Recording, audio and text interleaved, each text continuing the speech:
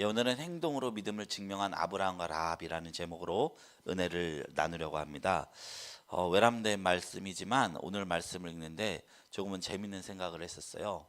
우리가 항상 예배를 드리고 나면 밥을 먹는데 아롱이가 이뻐서 이렇게 만져주고 아이 이뻐 아이 이뻐 하면 항상 전도사님이 하시는 말씀이 있습니다. 이쁘다고 말하고 먹을 거 안 주면 어떡하냐 이런 말을 하시죠. 예. 네, 그런 게 마치 이제 오늘 말씀에서 한 거 아닐까라는 생각을 했었어요.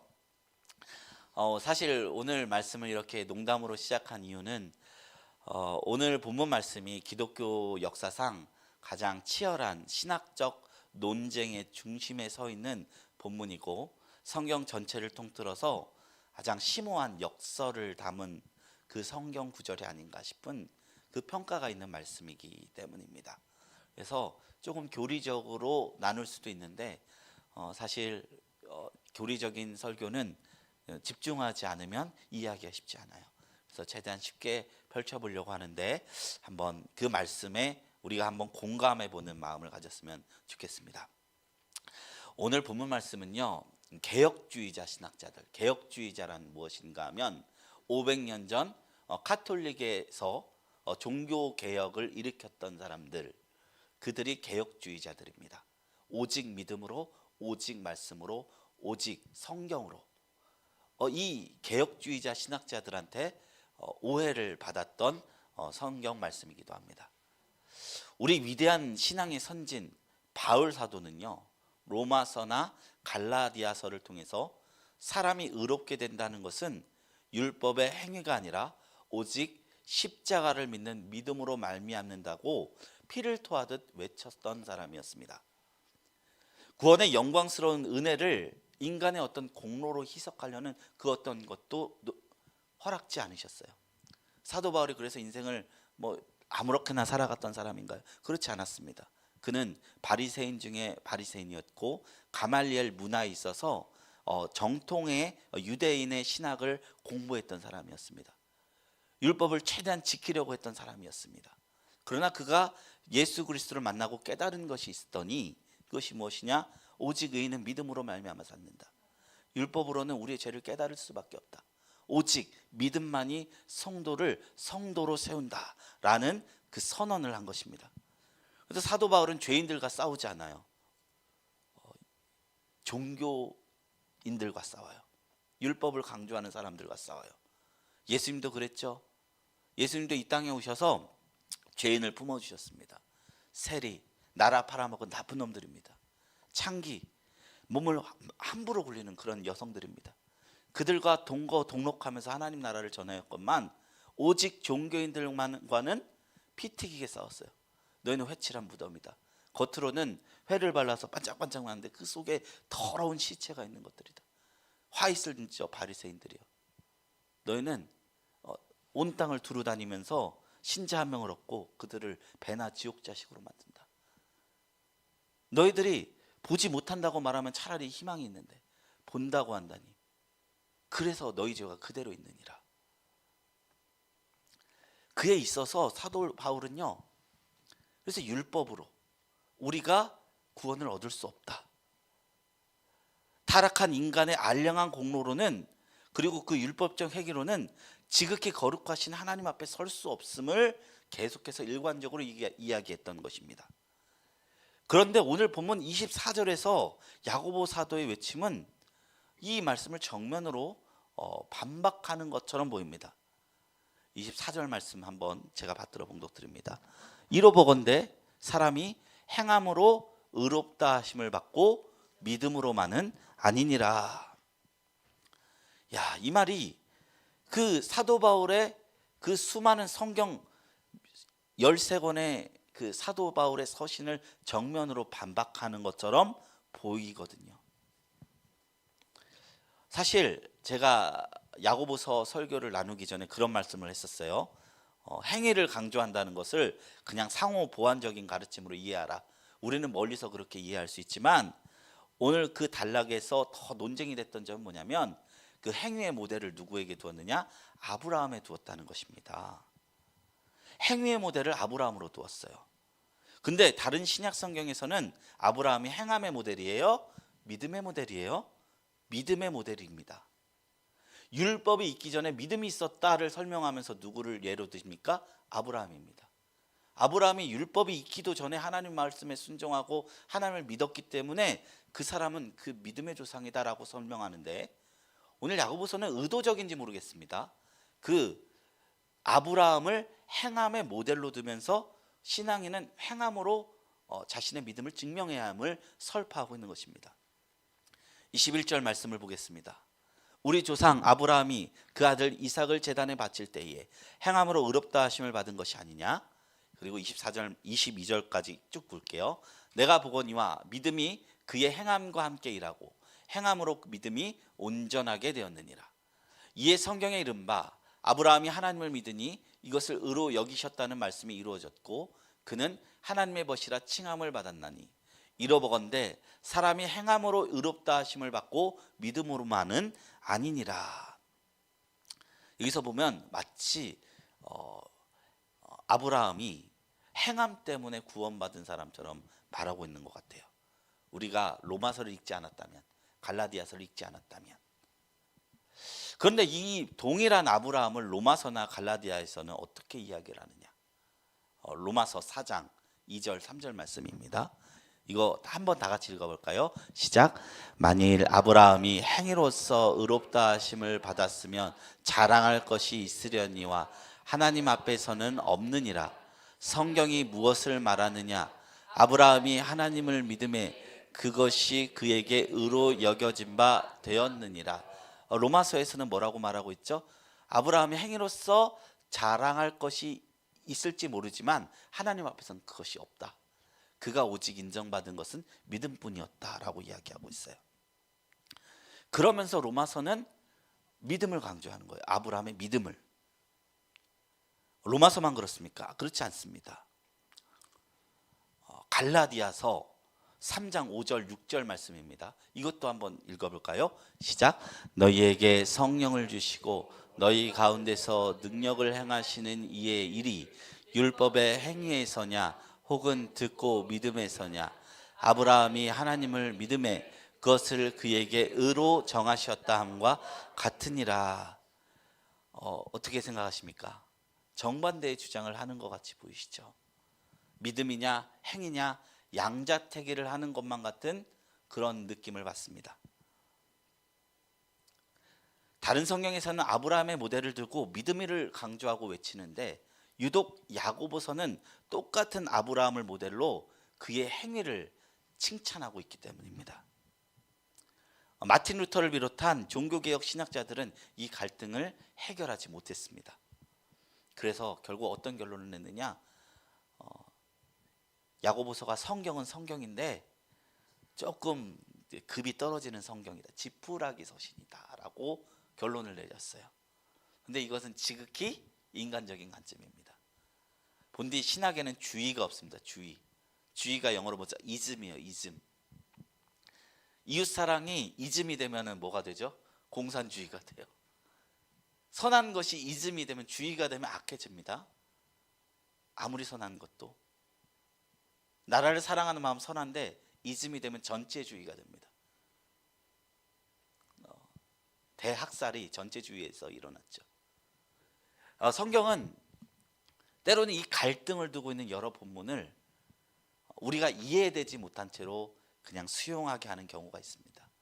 저번 주에도 말씀했지만 너희는 자유자가 되라 하고, 또 한 본문에서는 너희가 종이 되라 합니다. 또 어떤 본문에서는 하나님이 삼위의 하나님을 강조하는데 어디에서는 한 분. 기독론은 어떻습니까? 하나님은 완전한 인간이자 완전한 하나님. 이게 그냥 말로 툭툭 나오는 건데요. 이게 최초 기독교인들이 100년, 200년간 토론했던 내용들이에요. 예수 그리스도가 과연 어떠냐? 뭐 동일 본질, 유사 본질 이런 얘기하면 한도 끝도 없는데 예수 그리스도가 어떤 존재냐? 하나님과 같이 완전한 하나님 반은 하나님이고 반은 신이냐, 반은 인간이냐, 뭐 이런 토론도 많이 했단 말이에요. 근데 성경은 인간으로서의 하나님을 얘기하고 완전한 하나님으로서의 예수님을 이야기하거든요. 이런 갈등을 그냥 두고 수용해 가면 언젠가 그게 마음에서 융화가 되는데, 이것을 억지로 이즘, 주의가 되게 만들면은 성경에 충돌하는 진리를 하나는 뭐 더 좋은 것, 더 나쁜 것 이렇게 바꾸는 그런 우를 범하게 되는 것이죠. 이해도 갑니다. 왜냐하면 그들은 전쟁터에 있었기 때문입니다. 가톨릭은 행함을 강조하고 있고, 그에서 종교개혁자들이 믿음을 변증해야 하는 입장에서 한 발자국도 물러설 수 없으니 그 야고보서의 행함에 대한 통합적인 메시지를 힘있게 내지 못한 것입니다. 그렇다면 우리는 무엇으로 이 말씀 간의 갈등을 해결해야 할까요? 몇 가지 열쇠가 있습니다. 첫째로 그것은요, 야고보서에서 말하는 행위와 로마서나 갈라디아에서 말하는 행위는 같은 단어이나 다른 의미를 갖고 있다라. 그것으로부터 시작해야 된다는 것입니다. 뭐라고요? 같은 단어이지만 다른 의미다. 그것에서부터 시작해야 한다는 것입니다.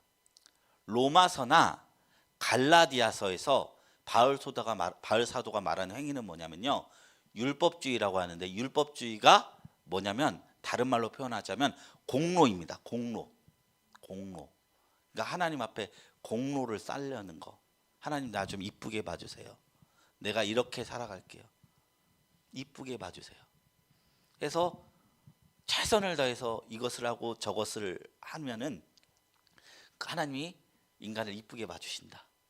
이게 세상 모든 종교의 정서거든요. 근데 기독교만이 그 정서를 깹니다. 하나님의 긍휼하심 앞에 우리가 택함을 받은 자. 인도에 가면 길목마다 수도자들이 있습니다.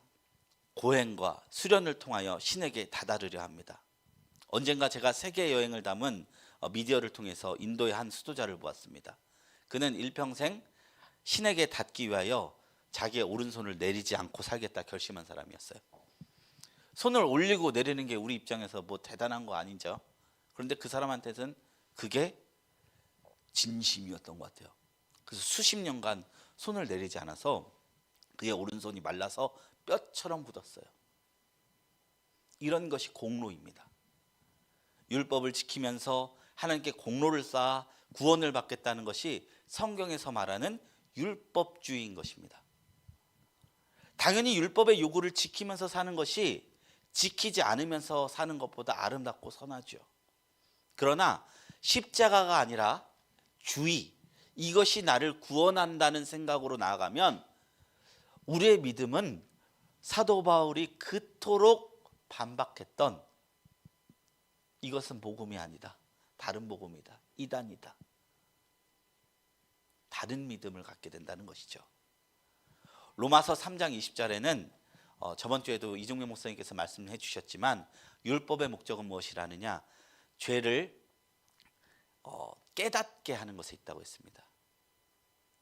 그리고 하나님 앞에 이것도 하고 저것도 한다 한들 구원을 얻을 수 없는 존재임을, 그 한계를 깨닫는 것까지가 율법의 역할입니다.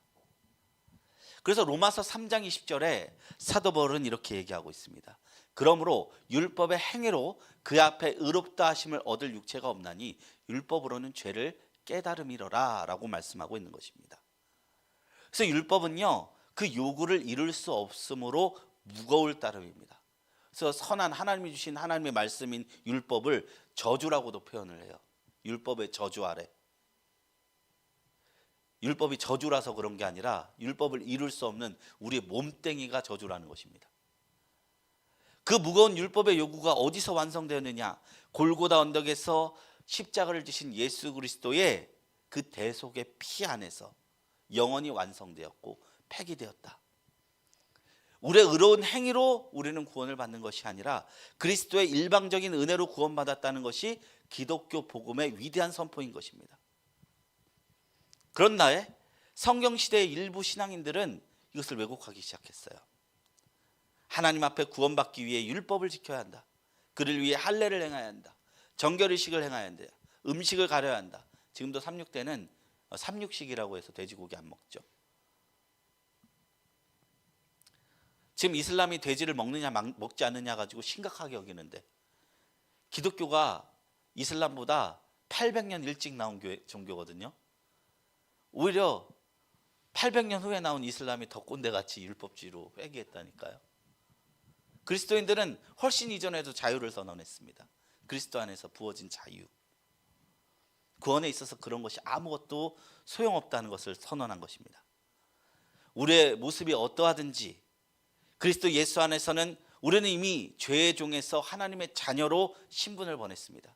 그래서 이것을 이신칭이 하나님이 의롭다 여겨주셨기 때문에 이렇게 의롭다 불러주셨기 때문에 우리는 의로운 존재다.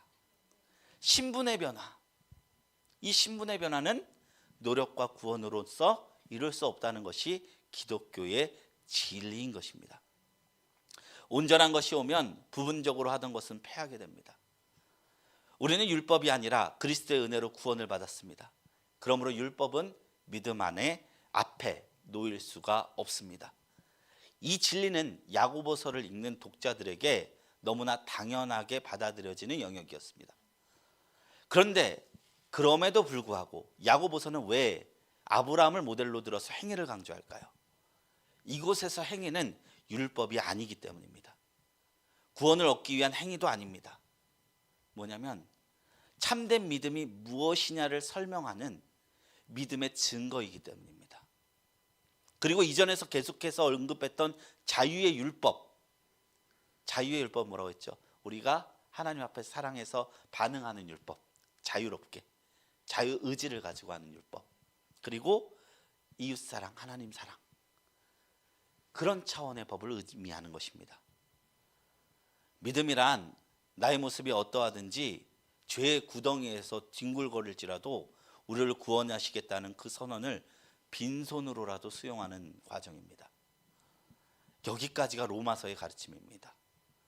그리고 거기에서 더해 야고보서는 이르기를 우리의 전 인격을 하나님 앞에 순종하고 하나님을 사랑하고 이웃을 사랑하면서 자유롭게 자유의지로 하나님 앞에 나아가라는 것을 우리에게 이야기하고 있는 것입니다. 다시 한번 말씀드립니다. 행위라는 것이 성경에서 같은 단어로 쓰이지만 전혀 다른 뉘앙스가 있는 것이죠. 마치 유대인이라는 이 단어가 에스더서에서는 고난받는 의인의 뉘앙스가 있어요. 요한복음에서는 뭐예요? 예수 그리스도의 대적자들입니다. 같은 유대인이에요. 단어가 같아요. 뜻도 같고 사전적 의미도 같습니다. 근데 성경이 여기서 쓰이면은 고난받는 의인이에요. 그 하만에게 의해 고난받는 의인이에요.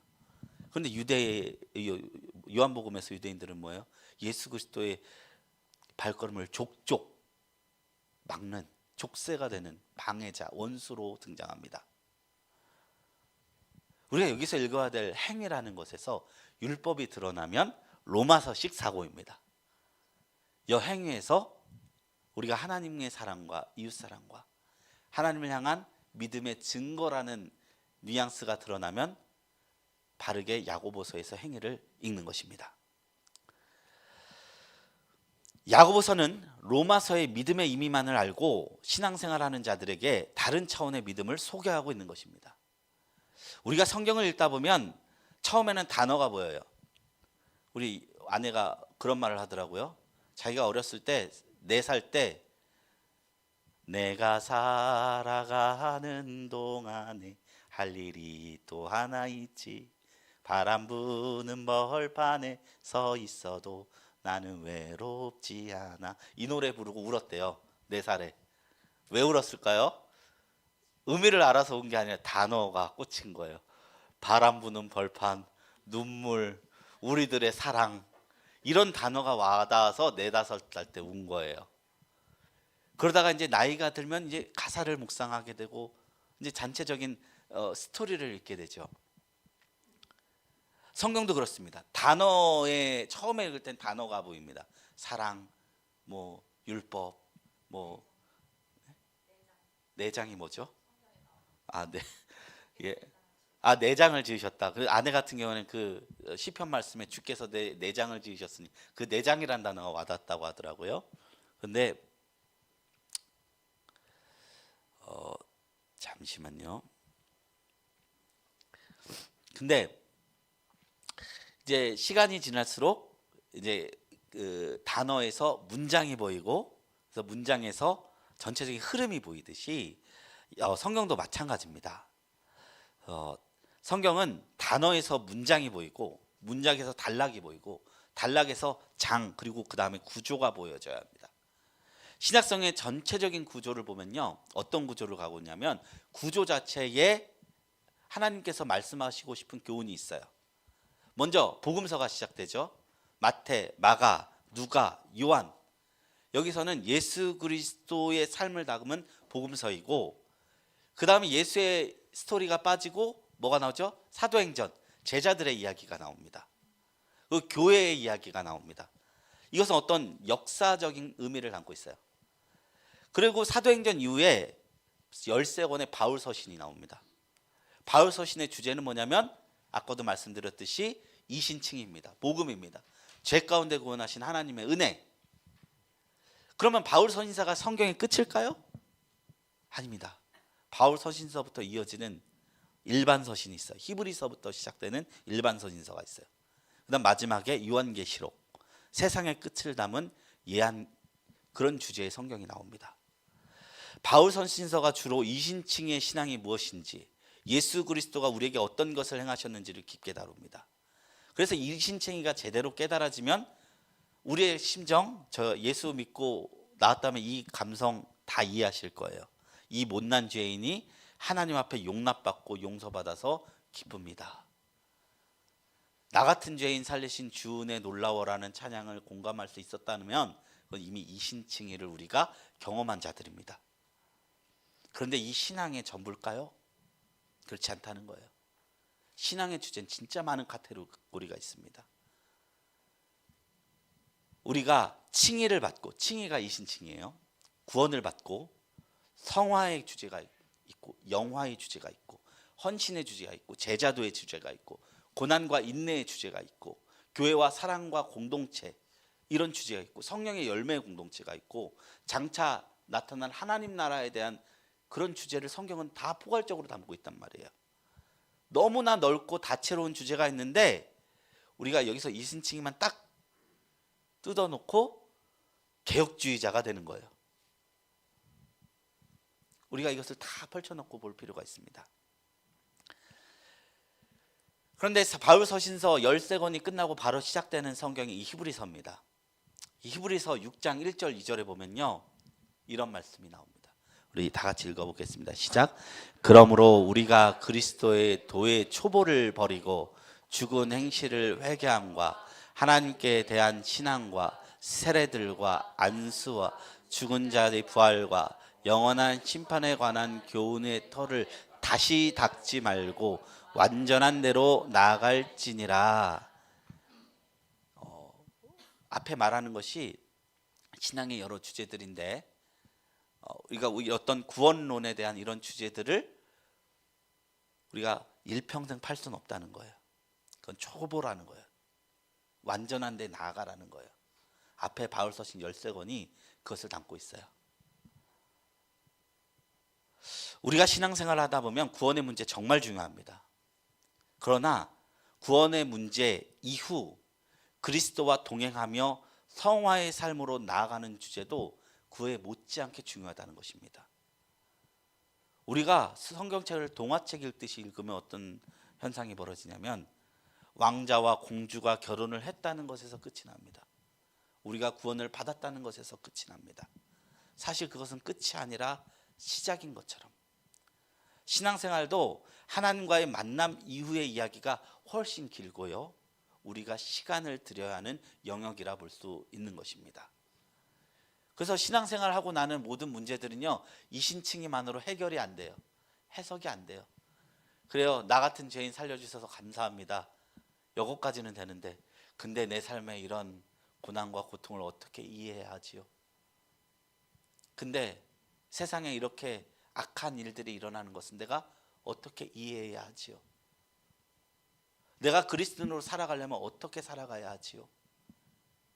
그것은 이신칭의와 다른 주제를 깊게 묵상할 때 나온다는 것입니다. 야고보서는 믿음 후의 삶을 이야기합니다. 우리가 의롭다함을 받은 뒤 그 교훈의 털을 다시 잡지 말고 오직 믿음으로 사는 삶은 오직 행함으로 드러나야 한다고 외치고 있습니다. 이것이 야고보서의 권면인 것입니다. 영혼 없는 몸이 죽은 것 같이 행함 없는 믿음도 죽은 것이다. 바꿔 말하면 영혼이 있는 행함을 가지고 있는 산 믿음을 가져라 라는 권면으로 바꿔 읽을 수 있는 것입니다. 17절부터 19절 말씀 제가 받들어 봉독 드릴게요.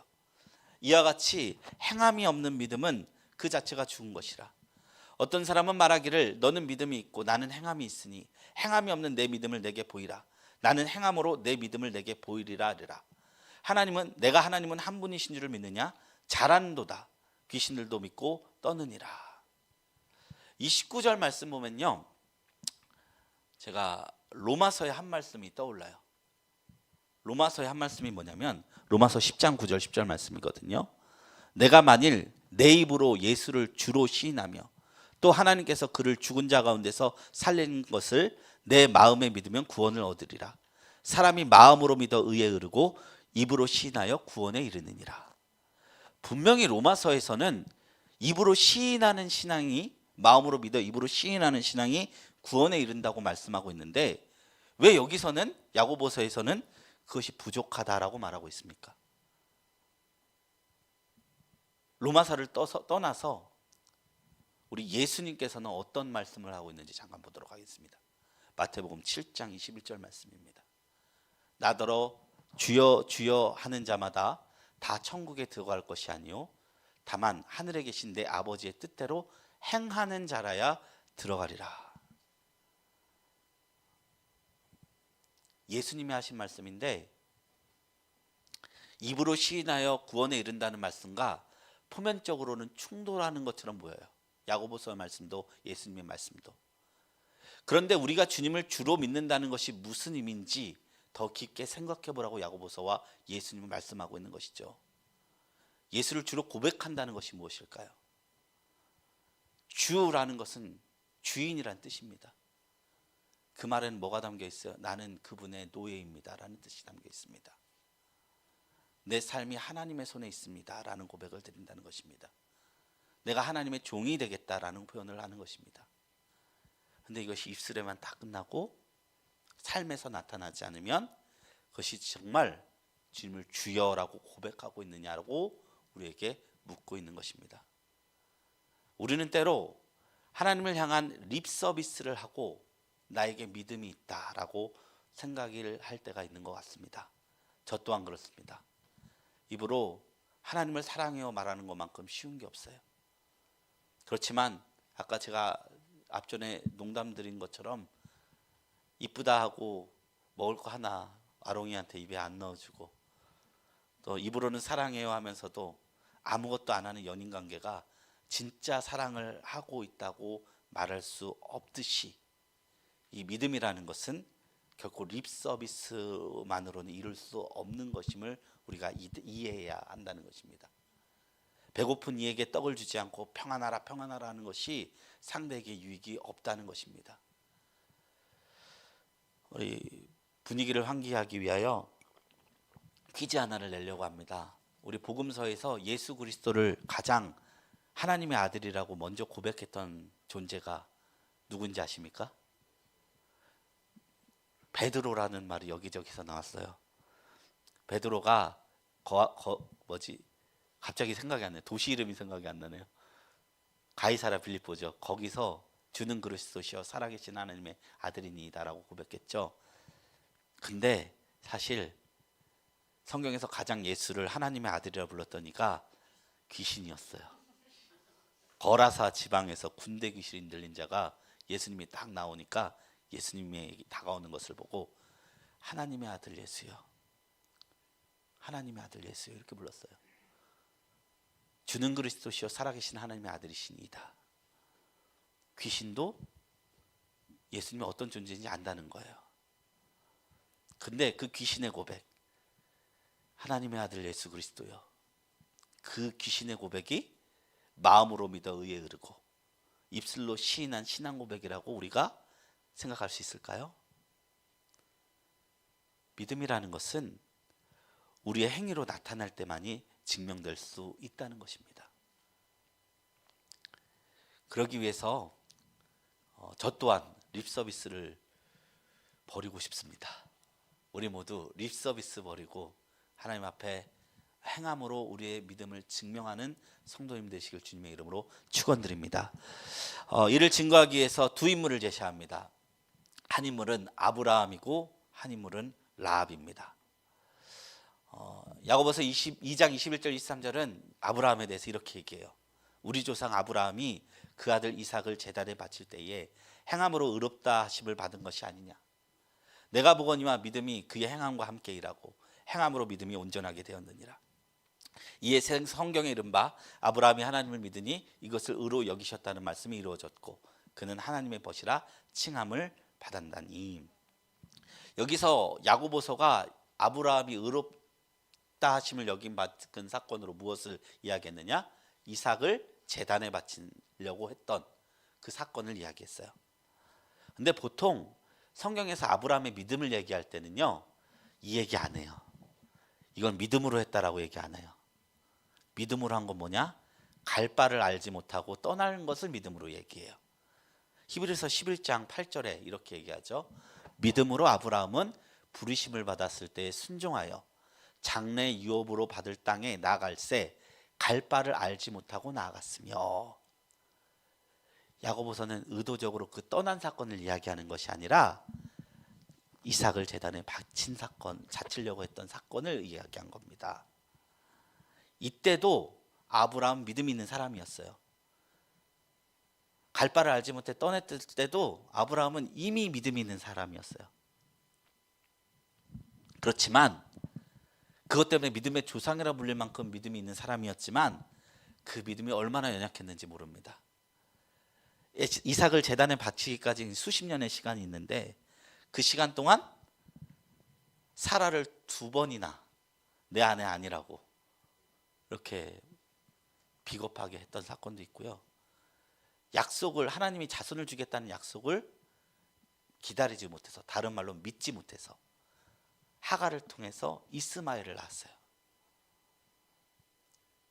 그는 믿음이 있었지만 하나님께 인정받는 믿음으로 증명받지 못했던 상태였던 것입니다. 그러던 그가 진짜 하나님 앞에 내가 참으로 나를 경외하는 줄 아노라라고 인정받았던 사건이 이삭을 하나님 앞에 드릴 수 있었던 그의 믿음이 행함으로 증명된, 다른 의미로는 완성된 순간이었다는 것입니다. 이때 히브리서에서 보면요, 아브라함이 가진 믿음은요 부활의 믿음이었다고 해요. 죽어도 살리라. 하나님께서 나에게 약속을 하셨기 때문에 이 이삭을 통해서 하나님의 자손을 만들어 주긴다고 약속했기 때문에 이삭을 통해서 별처럼 많을 것이고 바다의 모래처럼 자손을 준다고 말씀하셨기 때문에 내가 죽여도 하나님은 이 약속을 이루실 분이다. 그 믿음으로 나갔다고 했습니다. 그것을 행했을 때 믿음의 조상으로 우뚝 서게 되었다는 것입니다. 로마서 1장 17절에 보면은 이런 말씀이 있습니다. 복음에는 하나님의 의가 나타나서 믿음으로 믿음에 이르게 하나니 기록된 바 오직 의인은 믿음으로 말미암아 살리라 함과 같으니라. 여기서 보면 믿음에서 믿음으로 이른다라는 표현이 있어요. 신앙생활에 이런 충격이 있다는 거예요. 믿음에서 믿음에 이르는 거. 앞의 믿음과 뒤의 믿음은 다른 믿음이에요. 앞의 믿음은 아브라함이 갈 바를 알지 못해서 떠났던 그 시작의 믿음이고요. 뒤의 믿음은 뭐냐면 하나님 앞에 옳다 인정을 받은 그 믿음이에요. 우리는 그 사이에 살고 있습니다. 구원을 받고 하나님의 자녀가 되는 그 기쁨을 뒤로 한 채 이 믿음에서 이 믿음으로 가는 여정 속에 우리가 있는 줄로 믿습니다. 이게 우리의 힘과 능으로 될까요? 구원도 하나님이 하셨고 이루시는 것도 하나님이 하십니다. 그러니까 너무 걱정하지 마시고 우리가 겪고 있는 수많은 신앙의 혼란이 믿음에서 믿음으로 나아가는 과정이라 믿으시고 그 가운데 하나님의 손을 꼭 붙잡고 아브라함과 같이 살아있는 믿음을 이루시는 저와 여러분들이 되시기를 주님의 이름으로 축원드립니다. 작은 믿음이, 연약한 믿음이 주님 앞에 올려지면 완성된 온전한 차원의 믿음이 나옵니다. 야고보서는 앞의 믿음이 아니라 나중에 오는 믿음을 이야기하고 있습니다. 온전하고 흠없는 믿음입니다. 삶과 믿음이 증명되는 믿음입니다. 아브라함뿐 아니라 우리의 삶 속에도 하나님께서 우리에게 믿음을 증명하라며 우리에게 무언가를 요구하실 때가 있어요. 어떤 일에는 그것이 재정일 수도 있고요. 어떤 이들에게는 그게 건강일 수가 있고요. 어떤 이들에게는 이게 관계일 수도 있고요.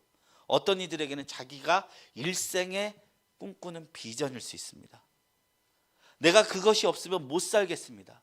그 사람이 없으면 못 살겠습니다 하는 그런 것들, 하나님께서 때로 우리에게 그것을 내놓으라고 요청하실 때가 있습니다. 왜 그러느냐? 그것을 붙들고 있을 동안에는 우리가 참된 믿음에 이룰 수 없기 때문입니다. 그것을 내놓아야 하나님을 더 굳게 붙잡고 나아갈 수 있기 때문에 그렇습니다. 하나님이, 제가 예전에도 말씀드렸지만, 못된 시어머니 아니십니다.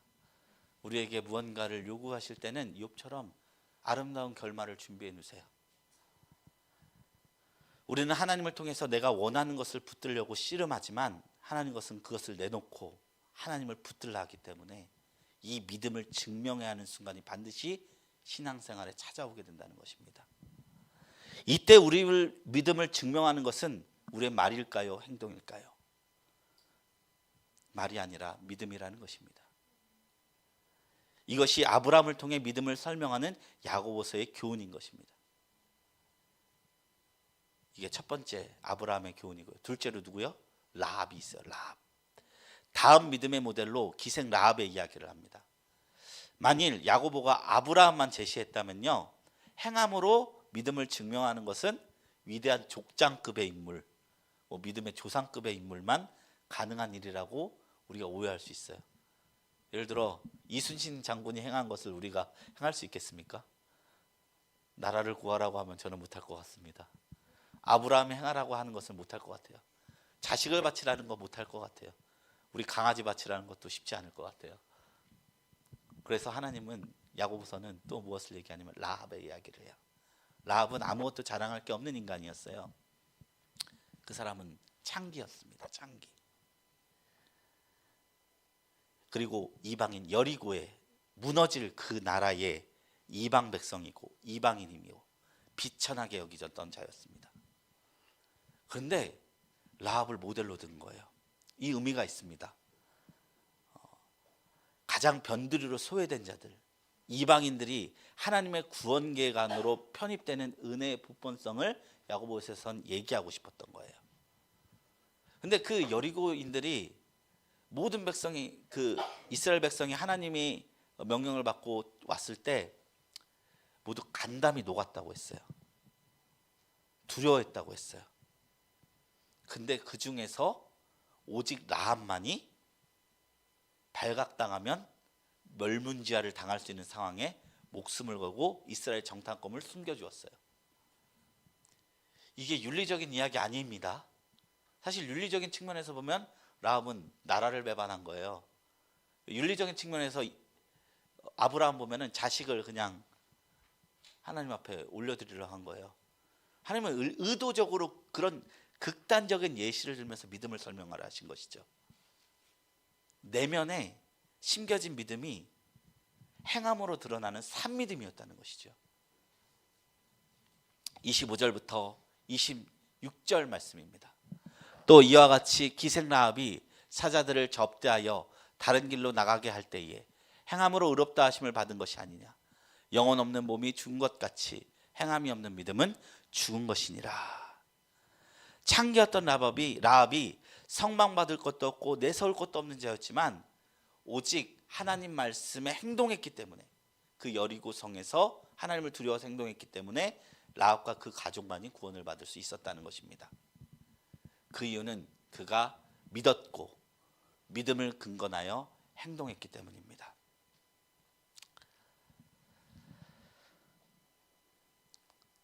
수만 마디의 얄팍한 신학적 지식이나 두려움의 감정이 그녀를 구하는 것이 아니라 위기의 순간에 자신의 생명을 구원하기 위한 단 한 번의 행동이 그녀의 믿음이 진짜였음을 증명해냈습니다. 그래서 그녀는요, 이방의 창기라는 신분을 넘어서 오늘 야고보서의 모델도 되었고요. 마태복음에 나오면 그 족보가 나오잖아요. 뭐 낳고 아브라함이 뭐 이삭을 낳고 이삭이 야곱을 낳고 그 이야기에서 세 여인이 나오는데 다말, 라합, 룻 중에 한 여인이 되었습니다. 남성이든 여성이든 유대인이든 이방인이든 부자이든 가난한 자이든 거룩한 아브라함 같은 족장이든 거리의 창기이든 참된 믿음의 본질은 어떤 문화적 성격, 계급적 성격도 초월해서 우리의 일상 속에서 순종의 행함을 통해서만 그 진위가 입증된다는 사실을 이 두 사람의 극적인 대비가 우리에게 웅변하고 있는 것입니다.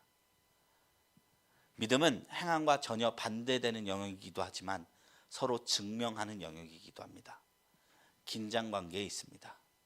그래서 분별이 필요하고 우리의 일생에 평생 외줄타기 하면서 참 믿음이 무엇인지 깨달아 나가야 할 부분입니다. 그래서 성 어거티는 이런 말을 남겼습니다. 모든 것이 하나님께 달려있는 것처럼 기도하고 모든 것이 나에게 달려있는 것처럼 행동하라. 믿음이라는 것은 마음이 아니라 행동입니다. 저 하늘 너머의 피안이 아니라 오늘날 우리의 일상의 선택입니다. 우리 일상 속에서 우리가 점검해야 할 영역입니다. 따라서 우리가 믿음 있는 자라고 부르기 위해서 우리의 행함이 어떻게 이어지고 있는지 끊임없이 점검해야 하는 줄로 믿습니다. 이제 말씀을 맺도록 합니다. 지금까지 행함으로 믿음을 증명한 아브라함과 라합에 대해서 나누었습니다. 하나님 앞에 완전하게 행하기에는 우리는 아직도 부족하고 두려운 마음이 앞서지만 이들도 그러했습니다. 그리고 그 과정을 겪어왔습니다. 아브라함은 참 믿음을 얻기 전에 많은 실수를 했던 사람이었습니다. 그러나 긴 시간 하나님과 동행하며 기다림 속에서 참 믿음을 얻을 수 있었습니다. 라합은 창기의 삶을 살며 죄 가운데 있었습니다. 그러나 하나님을 두려워하는 가운데 참 믿음을 얻었습니다. 참 믿음은 나 자신에게서 나오는 것이 아니라 하나님의 긍휼하심 속에서 오는 것입니다. 저희도 그렇습니다. 하나님을 의지하며 기다리는 삶 속에 하나님은 열매를 맺어주시는데 그 열매는 온전한 믿음입니다. 저희 모두가 온전한 믿음을 소유하여 주님의 영광을 드높이는 한 사람 한 사람 되기를 주님의 이름으로 축원합니다.